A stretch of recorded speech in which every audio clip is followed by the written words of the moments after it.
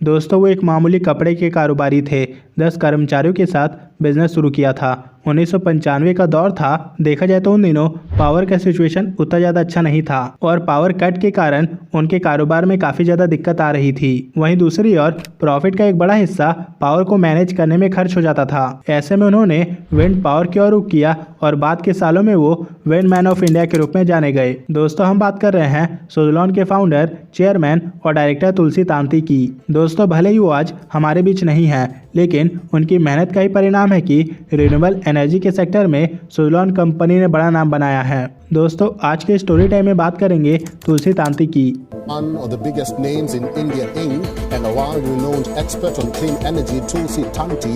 यानी कि पवन ऊर्जा के क्षेत्र में वो अग्रणी रहे और उनकी कंपनी सुज़लॉन एनर्जी ने Tulsi Tanti spearheaded the wind revolution in India with the founding of Suzlon Energy back in 1995.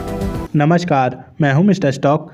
दोस्तों भारत के विंडमैन के नाम से मशहूर तुलसी तांती का जन्म 2 फरवरी 1958 को गुजरात के राजकोट शहर में हुआ। दोस्तों अगर हम फास्ट फॉरवर्ड करके तांती के बिजनेस की बात करें तो तांती को आज के समय में ग्लोबल लेवल पर क्लीन एनर्जी के फेमस एक्सपर्ट के रूप में देखा जाता है। वहीं हमारे देश की बात करें तो उन्हें भारत में विंड एनर्जी के कारोबार को बढ़ावा देने के लिए जाना जाता है। दोस्तों तांती ने रिन्यूएबल एनर्जी की कल्पना 1995 में की थी। बता दें कि उस समय इस सेक्टर में इंटरनेशनल कंपनियों का दबदबा था। वहीं अगर हम तुलसी तांती की प्रोफेशन की बात करें तो वो एक इंजीनियर थे। उन्होंने कॉमर्स और मैकेनिकल इंजीनियरिंग की पढ़ाई की थी। दोस्तों 1995 में तांती ने कपड़े का कारोबार शुरू किया था, जहां कुल 10 एम्प्लॉय काम कर रहे थे।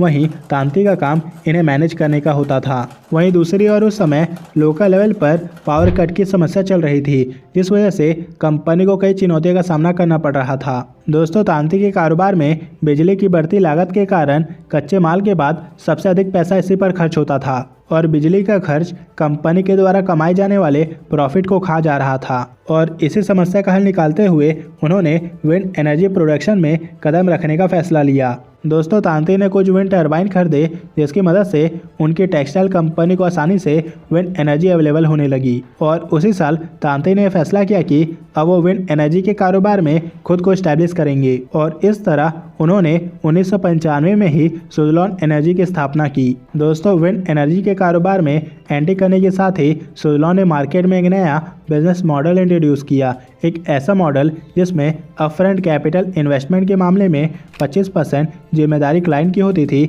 बाकी 75% सुज़लॉन कंपनी लोन के माध्यम से अरेंज करती। दोस्तों बैंकों को सुज़लॉन का ये बिजनेस मॉडल बिल्कुल भी पसंद नहीं आया, इसलिए शुरुआती दौर में वो इस मॉडल को फंडिंग देने से कतरा रहे थे।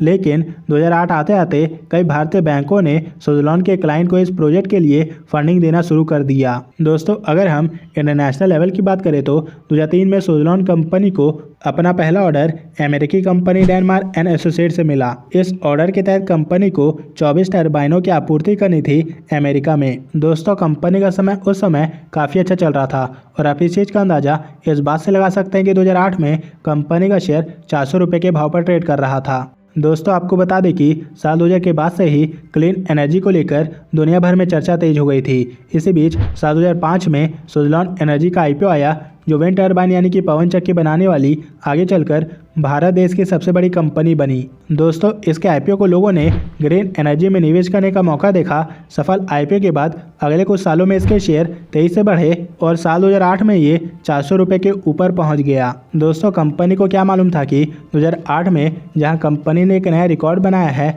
वहीं दूसरी ओर उसी साल से कंपनी का प्रॉब्लम शुरू होने वाला है। जी हाँ दोस्तों, कंपनी का प्रॉब्लम भी उसी साल से शुरू हुआ। दरअसल उसी साल ग्लोबल फाइनेंशियल क्राइसिस आया, जिसके चलते पूरी दुनिया के शेयर बाजार क्रैश हो गए। देखा जाए तो उस समय कंपनी सुज़लॉन बहुत ही एग्रेसिव तरीके से नए बाजारों में एंट्री करने की कोशिश कर रही थी। लेकिन इस ग्लोबल क्राइसिस के कारण कंपनी की वित्तीय सेहत यानी कि फाइनेंशियल सिचुएशन बहुत ही ज़्यादा कमजोर हो गई और इसके बाद से ही कंपनी के शेयर में गिरावट का सिलसिला शुरू हो गया। दोस्तों उस समय कंपनी का कर्ज काफ़ी ज़्यादा बढ़ गया था और उन दिनों कंपनी को ऑर्डर भी नहीं मिल रहे थे भारत के बाहर और अंदर से, यानी कि कंपनी को इंटरनेशनल लेवल से भी ऑर्डर नहीं मिल रहे थे और अपने भारत से भी। दोस्तों एक समय तो ऐसा हुआ कि कंपनी का 400 रुपये वाला शेयर तकरीबन 6 रुपये के आसपास कारोबार करने लगा। हालांकि इसके बाद कंपनी को सहारा देने के लिए 2015 में सन फार्मा के मालिक दिलीप सांघवी ने कंपनी में 23% हिस्सेदारी खरीदी और 1800 करोड़ रुपए निवेश किया। दोस्तों देखा जाए तो कंपनी यहां से फिर से वापसी कर रही है। साल 2023 में इसने करीबन 6 सालों के इंतजार के बाद मुनाफा दर्ज किया है। आपको बता दें कि कंपनी को कई सारे ऑर्डर मिलना शुरू हो गए हैं और कंपनी जो फाइनेंशियल सिचुएशन से जूझ रही थी उसका कैश संकट यानी कि फाइनेंशियल सिचुएशन दूर हो गया है। जी हाँ दोस्तों, कंपनी के ऊपर से पूरा कर्ज खत्म हो गया है और कंपनी के पास हाथ में 600 करोड़ रुपए एक्स्ट्रा है। आपको बता दें कि कंपनी का शेयर जो 400 रुपये से 6 रुपये तक आया था वो वापस से रिकवर होकर 6 रुपये से 40 रुपये हो गया है। यानी कि देखा जाए तो कंपनी वापस से रिकवर कर रही है। वहीं अगर हम विंड मैन ऑफ इंडिया तुलसी तांत्रिक की बात करें तो उनका निधन 1 अक्टूबर 2022 को हो गया। दोस्तों उम्मीद करता हूँ कि आपको तुलसी तांत्रिक से काफ़ी कुछ सीखने को मिला होगा। दोस्तों अगर आपको स्टॉक रिकमेंडेशन चाहिए तो आप हमारे टेलीग्राम चैनल को फॉलो कर सकते हैं। तो दोस्तों इस वीडियो में फ़िलहाल इतना ही, मिलते हैं नेक्स्ट वीडियो में।